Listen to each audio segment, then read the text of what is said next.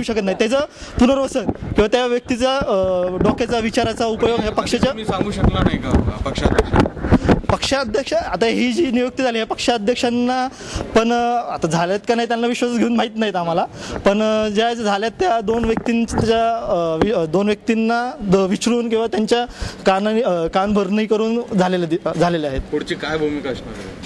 पुढची भूमिका आता बघू, पक्ष आमचे काही नेते आहेत ते जे काही निर्णय घेतील त्यानुसार आम्ही आंदोलन आणि पुढची रूपरेषा आखू. मग काय म्हणणं होतं तुमचं, खतखत काय नाही?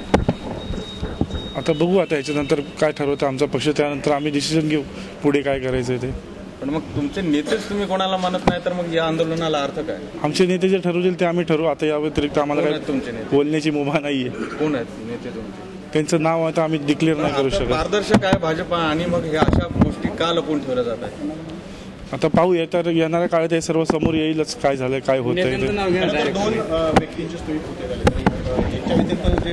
तर ज्यांच्या विरुद्ध आम्हाला रोष होता त्यांचा रोष या ठिकाणी आम्ही व्यक्त केलेला आहे. यानंतर जे होईल ते तुम्हाला पण दिसेल आणि जनतेला पण दिसेल.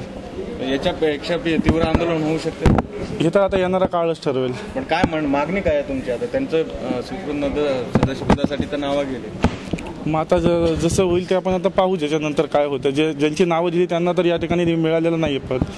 मग आता ह्याच्यानंतर जे ठरवेल ते आता पाहू आपण काय होतं ते.